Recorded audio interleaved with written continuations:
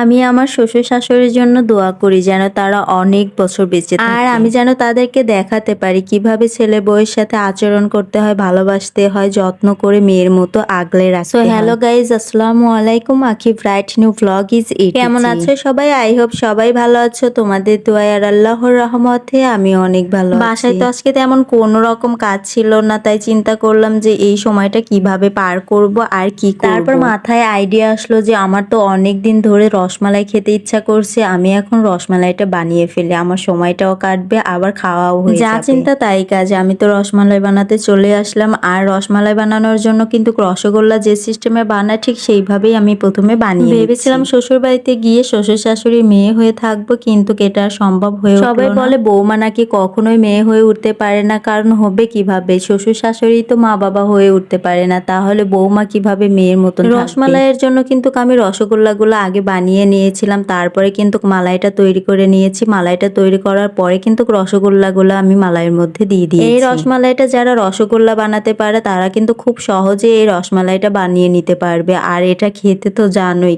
কেমন টেস্ট হয়। এদিকে সময় কাটানোর জন্য রসমালাই বানাতে গিয়ে আমার অনেক সময় কেটে গেল। এখন আমার রান্নার সময় হয়ে গেছে, আর রান্নার জন্য আমি প্রথমে কিন্তু ডালটাকে ভালোভাবে বসিয়ে ডালটাকে চুলায় বসিয়ে কিন্তু আমি শিং মাছগুলো বের করে নিলাম। আর আজকে আমি শিং মাছ আর ডাল মানে শসা দিয়ে ডাল রান্না করব। আগে তো ভাবতাম পৃথিবীতে শ্বশুর শাশুড়ির প্রতি বৌমাদের এত পরিমাণে অভিযোগ কেন থাকে, আর এখন বুঝি। আগে ভাবতাম আর এখন কারণ আগে ভাবারই বয়স ছিল, এখন বোঝার বয়স। কে ভালো চায় মন্দ চায় সবকিছুই তো বুঝি, তাই পীর সেজে কোনো লাভ নেই। আমার ডালটা কিন্তু ফুটে এসেছে, এ পর্যায়ে কিন্তু আমি কেটে রাখা সেই শসাটা দিয়ে দিয়েছি। আর তোমাদের ভাইয়া শসা দিয়ে ডাল রান্না করলে যা না খেতে ভালোবাসে। এমনিতে ডাল রান্না করলে তো খেতেই চায় না, কিন্তু শসা দিয়ে ডাল রান্না করলে তো সে দিব্যি ভাবে খেয়ে। ডালের সাথে শসাটা সিদ্ধ করে নেওয়ার পরে কিন্তু আমি ফোড়নটা দিয়ে দিয়েছি। আর ফোড়ন দেওয়ার পরে দেখো আমার ডালের কালারটা আর শসাগুলো কত সুন্দর লাগছে, একদম লাউয়ের মতন দেখতে লাগছে শসাগুলো। এবার কিন্তু আমি শক্তভাবে ডালটা জাল করে কিন্তু নামিয়ে তারপর ওই যে ফ্রিজ থেকে যে শিং মাছগুলো বের করলাম, ওই শিং মাছগুলো এখন আমি ভেজে নেবো। এই জন্য আমি লবণ হলুদ মাখিয়ে তারপর শিং মাছগুলো ভাজার জন্য গরম তেলের মধ্যে ছেড়ে দিয়েছি। আর ছাড়ার পরে কি কাণ্ড কারখানা ঘটে গেল, এটাই স্বাভাবিক ঘটবেই, আমার তো এরকম ঘটেই থাকে। শিং মাছ খেতে আমার তেমন একটা ভালো লাগে না, তবে এটা বাধ্য হয়ে খেতে হয়, কারণ এটা নাকি খেলে রক্ত হয়। এই জন্য তোমাদের ভাইয়া বলে যে খেতেই হবে, জোর করেই আমাকে। আমার শরীরে নাকি রক্ত কম। যাই হোক, আমার কিন্তু শিং মাছগুলো ভাজাভাজি শেষ। এবার কিন্তু আমি মাছগুলো ভুনিয়ে নেব।